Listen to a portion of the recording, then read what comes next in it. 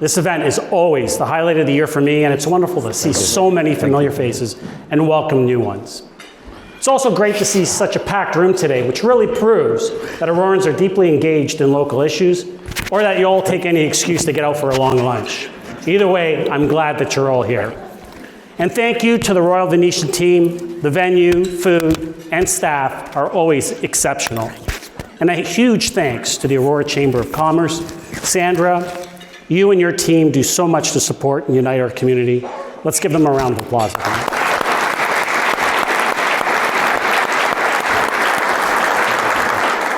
I also want to acknowledge our sponsors, Enbridge, Electra, the Auroran, Magna, Opus Homes, TD, Telmax, and Foundation BTS, as well as our media partners, 105.9 The Region and Neighbor Media. All of your support makes this event possible. And a warm welcome to my council colleagues, Councillors Thompson, Kim, Gilliland, and Weiss, and our provincial candidates, as well as our federal representatives, MP Leah Taylor-Roy and MP Tony Van Bynen, as well as our great partners at York Region, Chairman Eric Jolliffe and Chief of Staff Lena Bajoni.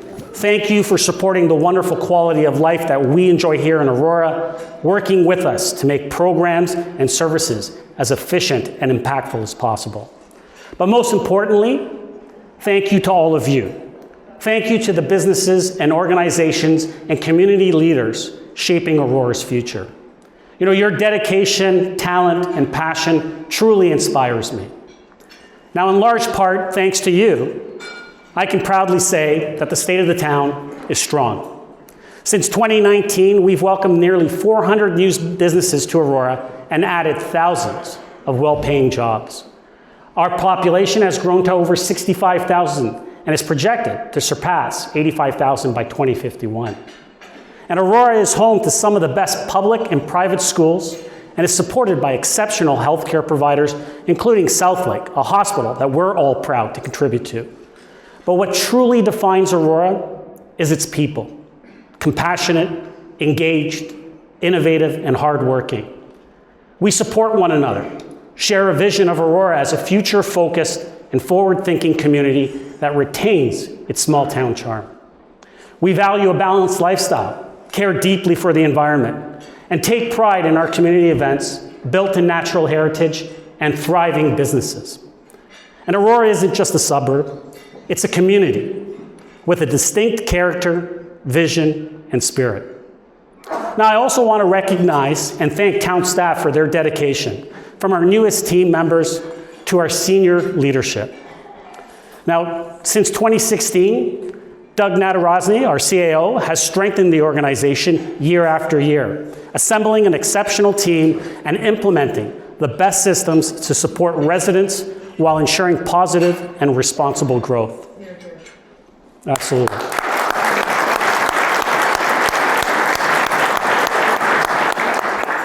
Together, they've built a workplace culture where staff feel valued, respected, and motivated, something that I know all of you appreciate is vital to success. The state of the town is strong, but that strength is under direct threat. The trade war with the United States is not just a political dispute. It is a looming economic crisis. Now, many of you, as business owners, are preparing for potential cost increases, supply chain disruptions, and market instability. Residents, your customers, are watching closely, knowing that the outcome of these negotiations could directly impact their jobs and financial security. Economists warn that tariffs could plunge Canada into a deep recession, one that could cost hundreds of thousands of jobs and shake the foundations of key industries that sustain our communities. And this comes at a time when financial pressures are already high. Affordability remains one of the biggest challenges that we face. People are struggling to keep up with the rising cost of living, and home ownership is slipping further out of reach for far too many. Now, I commend both the federal and provincial governments for standing firm in these negotiations. And make no mistake, this is a moment that demands strong, decisive leadership at every level, both public and private. A provincial election is just over a week away, and a federal election on the horizon. And it will be up to all of us to elect leaders who we can trust to guide us through this period of uncertainty.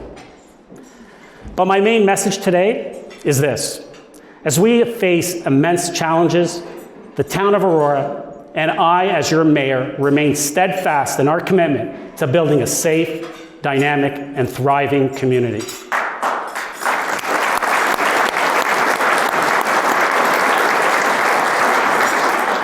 A town where businesses grow, families prosper, and every resident enjoys an unparalleled quality of life.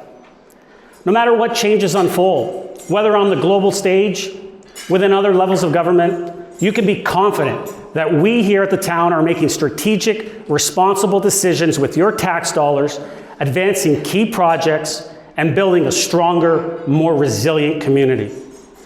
Confident that we will continue delivering exceptional programs and services that are essential to your health, well-being, and quality of life, and always striving to enhance them. And as we navigate national and global challenges, you can be confident that I'll do everything in my power to bring forward local solutions that work for all Aurorans. Now, one way we've done this is by keeping taxes predictable, with increases roughly in line with inflation. The 2025 tax levy increase is 3.5%, and in 2026, it will be 2.9%. Now, I take my responsibility to taxpayers seriously. Every dollar must be spent strategically and deliver real impact. Now, our finance team, led by Rachel Wainwright Van Kessel, does incredible work ensuring we keep taxes reasonable and responsible without compromising our best-in-class programs and services. Thank you, Rachel.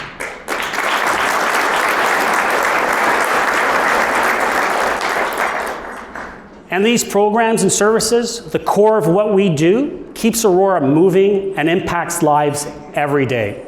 It's park, trail, and road maintenance, bylaw enforcement, water quality monitoring, community events, recreation, planning and development, and so much more. Your tax dollars are also being strategically invested in major projects that ensure Aurora remains one of the best places to live, not just in Canada, but in the world. And 2024 was truly a landmark year for our community. We secured 28 acres of green space, our largest acquisition in years, for future park development. We launched partnerships to create 2 new state-of-the-art turf fields, opened John Abel Park, completed phase 2 of the David Tomlinson Nature Reserve Trail, and unveiled an inclusive, accessible playground at Town Park. Now, whenever I speak with residents, expanding shared community spaces is always a top priority. And of course, we opened Town Square, the stunning state-of-the-art community hub in the heart of our downtown, a 20-year project finally come to fruition. Now, this beautiful, absolutely.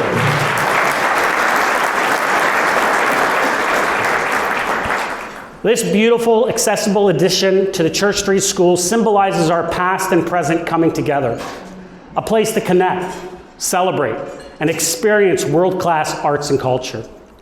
It's a hub for creativity and learning, and how you build community, how you modernize our town, and how you just make it an awesome place to be. The Aurora Cultural Center and Museum and Archives are putting on exceptional programming, and local groups and organizations are making great use of the space.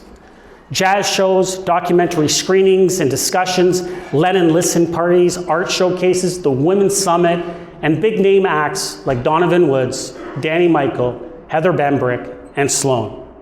It's also a very stunning place. And if you haven't been yet, go by, grab a coffee, sit on the Treasure Hill Bridge that connects the Aurora Public Library.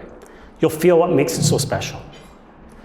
Now, I also want to thank all of you for supporting Town Square, the single biggest municipal project in Aurora's history, including our incredibly generous donors who contributed over $5 million, as well as the many businesses who partnered with us to make the grand opening unforgettable for our community. Now, Doug, our senior leadership team, and our community services team under Director Robin McDougall also deserve a huge amount of credit for managing and executing this project with such care and focus. And our manager of communications, Carly Smith, and her entire team also deserve a special shout out for the great work promoting grand opening celebrations and keeping the community informed, just like they do with all town initiatives. So thank you guys.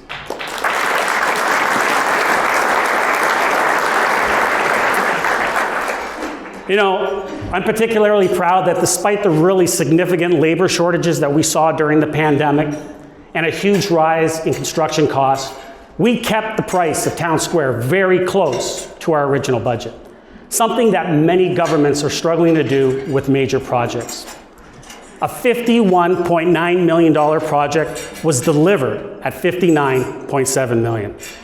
And thanks to your generous donations, $5 million was offset, bringing the town's total contribution to $54.7 million.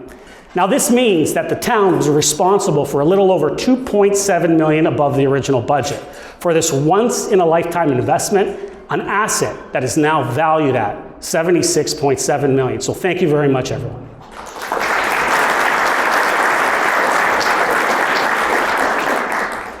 We also did a lot of other work over the last year that sometimes flies under the radar, but that's essential to community health and safety.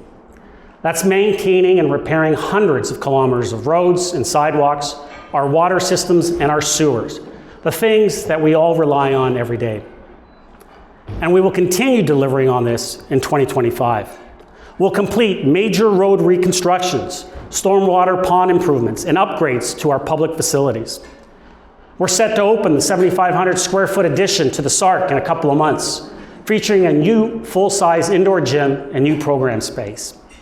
We'll improve pickleball and tennis courts, upgrade playgrounds at Fleury Park, Evans Park, and Toms Park, and redevelop the boardwalk at Benjamin Pearson Park and secure even more playground for community use. Our outdoor spaces truly are something our community cherishes. And I do want to give a huge shout out to our operations team under Sarah Teenkamp, who do tremendous work designing, maintaining, and building our beautiful parks and trails. Thank you, Sarah.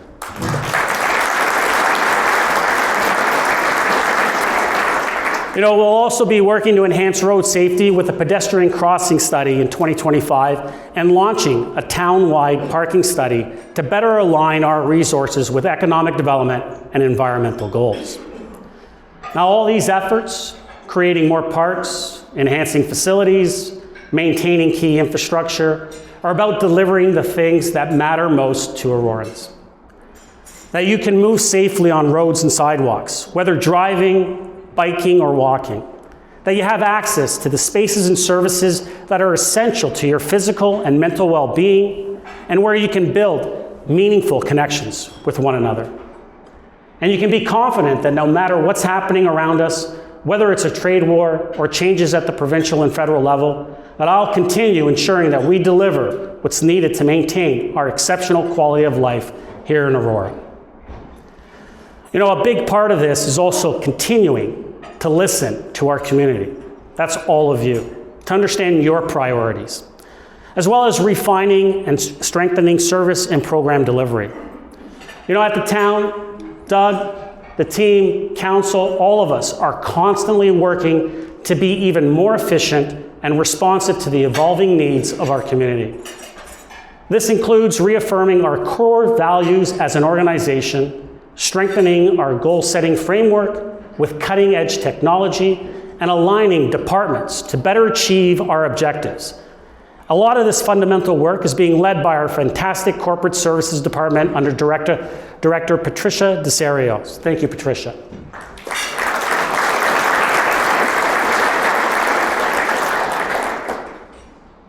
You know, we're also working to improve efficiency of council decision-making.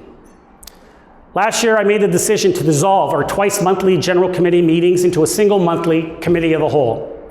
And since this shift, council and staff have spent 33% less time in meetings while getting through roughly the same number of agenda items, freeing us up time to spend working on other priorities and engaging with community members. Efficiency and careful management will remain crucial, and I strongly believe that we can do even more. That's why I'm urging the next provincial government to continue with its regional governance review and consider changes to the structure of York Regional Council. Now let me be very clear. I'm not advocating for the dissolution of York Region. Instead, I'm calling for making a body composed of just the 9 York Region mayors. This would expedite critical decisions, allowing new programs and services to launch faster and enable quicker adjustments when needed. Mayors like me already represent their entire municipalities and have broad mandates to make decisions for all voters. Streamlining governance at the regional level would eliminate unnecessary delays, improve service delivery, and potentially save taxpayer money. There are also practical opportunities to improve efficiency. For example, road maintenance. We're seeing it right now.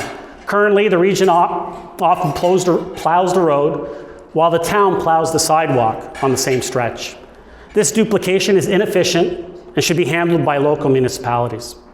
A regional governance review could help identify and eliminate even more of these redundancies. And it's also a chance to explore shared services that could benefit residents and save taxpayers even more money. One prime example is fire services. I have long believed that a single, unified fire service for York Region would improve service for all residents. Aurora and Newmarket successfully integrated their fire services years ago, and it has led to significant improvement in service. Further consolidation would allow for better strategic planning of fire station locations. For example, leading to improved response times and more equitable coverage across the region. We must embrace innovative ways to improve service delivery, enhance efficiency, and make life better for our community members, especially during this period of economic anxiety and uncertainty. Efficiency and smart savings also allows us to better support you, so you can focus on what you do best. I really do consider myself incredibly fortunate to be the mayor of a town filled with outstanding businesses and organizations. You are the backbone of our community, providing the services, experiences, and opportunities that enhance the lives of not only Aurorans, but people from all over the province and country.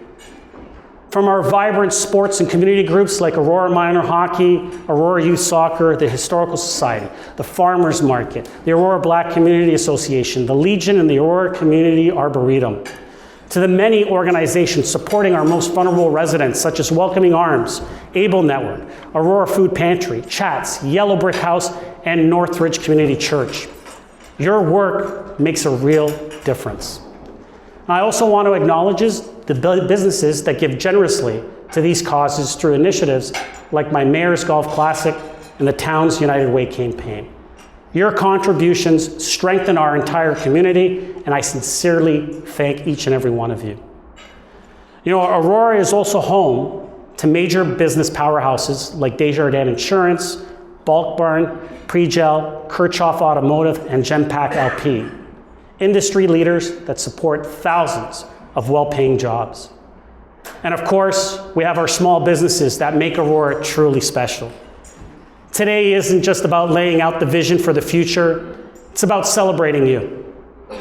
Every morning when the lights come on in your barbershops, grocery stores, boutiques, real estate and law offices, manufacturing facilities, construction offices, you aren't just opening your doors, you're opening opportunities.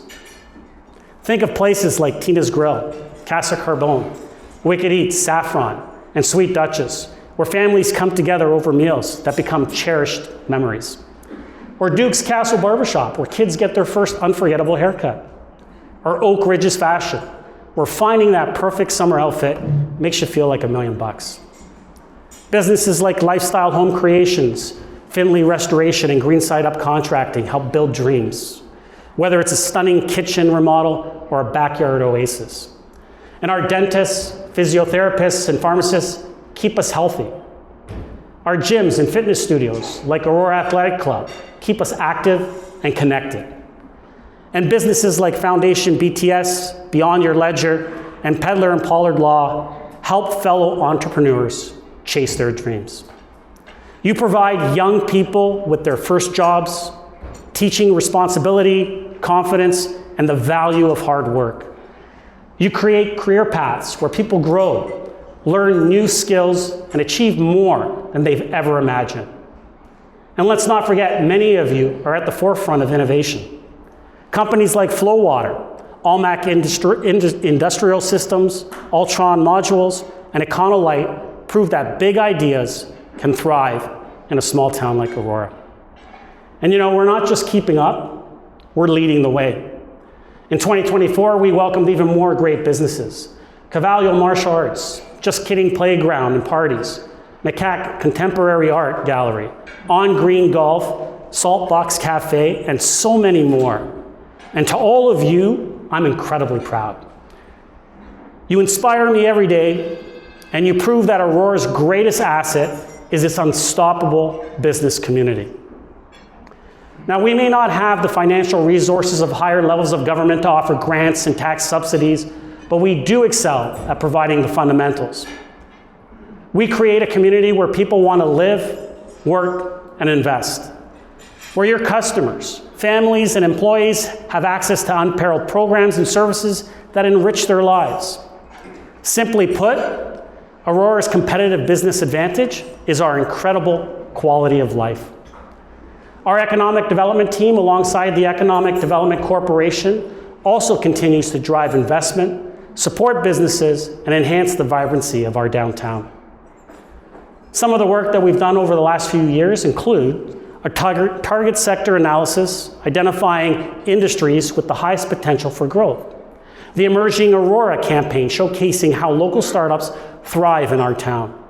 And events like Eat, Sip, and Connect, bringing entrepreneurs together to strengthen our business ecosystem. In 2024, we also launched a fun, interactive cybersecurity escape room to support businesses in protecting their data, which recently won an Economic Developers Council of Ontario Tourism Award. And we held our first Entrepreneur Resource Alliance event, where 9 entrepreneurs did Dragon's Den-style pitches to business leaders, helping them refine their ideas.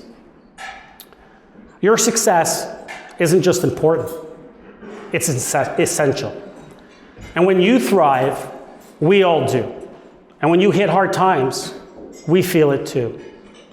And that's why I want all of you to know how committed I am to working closely with Queen's Park and Ottawa, so they deeply understand your concerns and needs during this very strenuous time.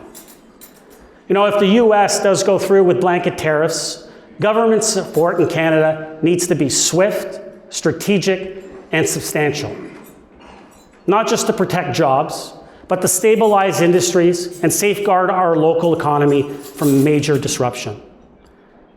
As a council, we have approved at committee, subject to ratification at council, amendments to the town's procurement bylaw to implement a Canada First policy that will further prioritize Canadian businesses in our procurement processes, supporting both local and national industries.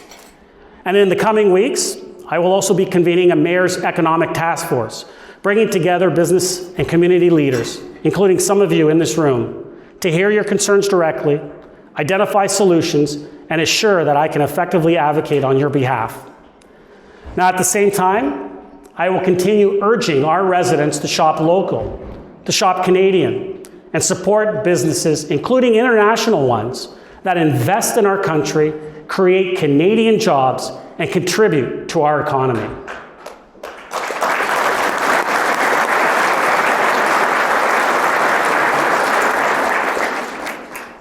Supporting all of you and the entire community also means remaining focused on key priorities, and that includes reinvigorating our downtown. You know, all great cities, and I've said this many times, all great cities and towns are built around a great downtown. And creating a modern, thriving, and inclusive core was a promise that I made to voters, and it has been a priority ever since. So you can be certain my commitment to this vision is stronger than ever. Of creating a downtown that's welcoming to everyone, a place filled with diverse amenities where people gather, meet, and connect. Great restaurants, charming cafes, unique shops, and valuable services. A place that's sometimes quiet and peaceful, and other times alive with energy and activity during a festival or event. A place where you can bike to grab an iced coffee on a hot Saturday afternoon, or enjoy a show, an art exhibit, or a special anniversary dinner. a place where life happens.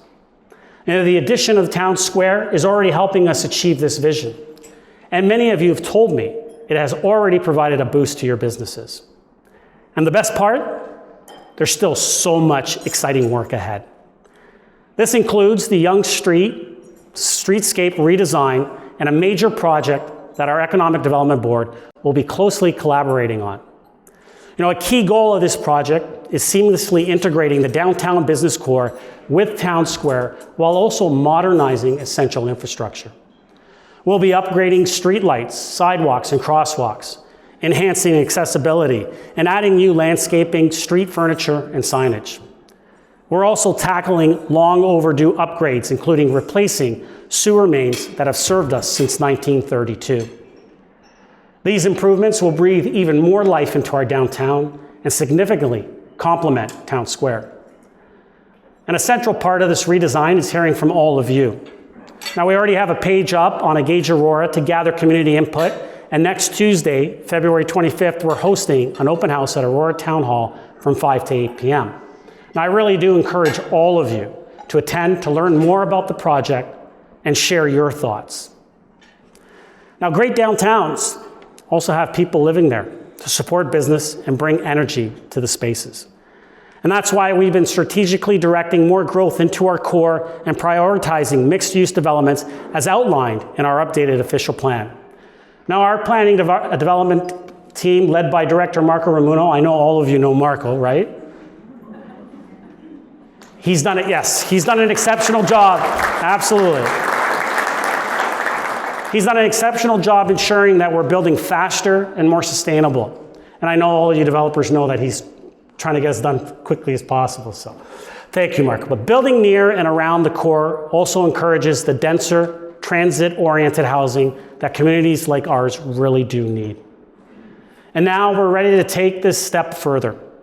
We're currently exploring a transformative planning tool called the Community Planning Permit System for our downtown. Known as the CPPS, it combines zoning bylaw amendments, minor variances, and site plan approvals into a single streamlined application process. This integration speeds up approvals by providing increased clarity for developers, helping deliver a variety of housing options more efficiently. And a key part of making the CPPS effective is adopting a strong CPP bylaw that clearly outlines key building standards, parameters for building heights, setbacks, landscaping, and architectural guidelines that reflect Aurora's unique character. And what truly sets the CPPS apart is its collaborative approach. We will be engaging closely with residents, businesses, and other community members over the next year on how they want to see our downtown evolve. The CPPS is a win-win for everyone, allowing us to come together to create a shared vision for downtown while making it easier for our development partners to bring that vision to life. Of course, development isn't just happening downtown. It's happening all across Aurora. And we're working closely with our development partners to expand housing options, making it easier for people to enter the market. Rental apartments, condos, stacked townhomes, duplexes, and multiplexes are all part of this effort to create a more diverse and attainable housing. Now, I am deeply concerned, as I know most of you are, that rising prices are pushing people out of Aurora. People who could be your customers, your employees, and future community leaders. A diverse housing stock isn't a nice to have. It is a necessity if we are to sustain our thriving community. We need to continue to work to increase the availability of a variety of housing options. And with our limited greenfield space, we simply cannot rely solely on detached single-family homes. The good news, we're approving more housing than ever before. We've already approved more than 3,000 units since signing our housing pledge with the province, over a third of the way to our goal of 8,000 by 2031. Tools like the CPP will help make this process even smoother, as well as our upcoming comprehensive bylaw review, which will explore pre-zoning regional and local corridors to help developers start projects faster. Now, as exciting as all this progress is, there's an important reality, as crews break ground and projects are completed, the town must build the critical infrastructure and services needed to support these new developments and residents. And this comes at a time when municipalities like ours are under pressure to reduce development charges under the mistaken belief that it will lower housing costs, ignoring their essential role in funding infrastructure. The simple truth is that we can't build the infrastructure that supports new housing without stable, predictable funding. And I'm going to make this very clear. I have no intention of raising taxes on current residents to pay for new growth. It's simply not fair. That's why I've been leading a province-wide campaign urging our federal and provincial partners to return a portion of the land transfer tax and GST on new home sales to municipalities. We passed our motion calling for this change in November, and I'm proud to say that we've now inspired well over 180 municipalities in Ontario to pass similar motions.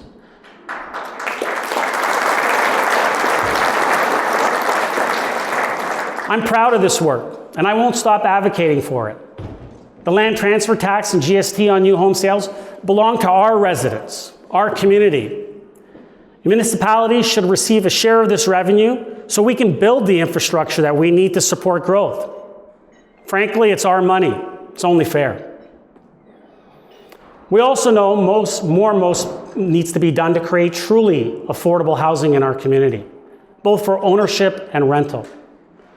Providing housing options for everyone is essential to building a dynamic, sustainable, and vibrant community.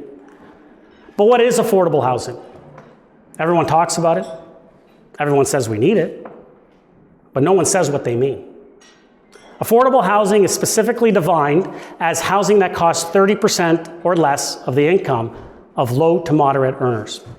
In Aurora, with a median household income of $135,000, that would mean housing that costs $509,000. I'm not sure about any of you, but I have not seen housing at that price in Aurora for well over a decade. So what do? Well, we look for innovative ways forward using the tools that we have as a municipal level of government. Last year, we officially adopted our Made in Aurora Affordable Housing Action Plan and continue pushing forward on initiatives to create the right conditions for affordable housing development. As a council, we already strive to request that 25% of all new residential units are affordable, increasing to 35% in the major transit station area around the Aurora GO station. We are also working to identify sites in traditionally non-residential areas that could accommodate affordable housing. And this includes collaborating with partners to potentially repurpose surplus federal, provincial, and school board land. We're also working to remove outdated zoning provisions that hinder the creation of affordable units, such as the elimination of minimum parking requirements in certain areas to reduce both costs and delay. And we have plans to prioritize the review and approval of affordable housing developments and explore the elimination of application fees for critical housing projects. Now, all these initiatives can help bring more affordable housing to Aurora. And while our development partners play a key role in addressing housing needs, their priorities naturally align with market-driven realities. We can't expect a for-profit private industry to solve the housing crisis. It's up to us as a community to explore real solutions for supportive and affordable housing that fits and aligns with our official plans. And I strongly believe we need to think differently. Instead of defaulting to costly greenfield development, we should prioritize repurposing underused government lands and buildings. The shift to hybrid workspace has left significant office space vacant, including taxpayer-funded facilities like York Region's headquarters. Cities across Canada, like Calgary and Ottawa, are successfully converting office space into affordable housing. Why aren't we?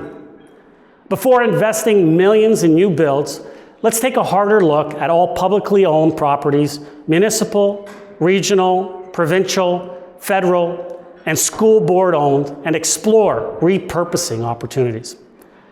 You know, we're already at the region doing a comprehensive scan of regionally owned properties and buildings, and I think that every level of government should do the same.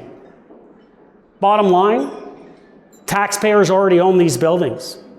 Let's ensure they are put to their highest and best use, and clearly, much needed below market housing for our residents should be top of the list.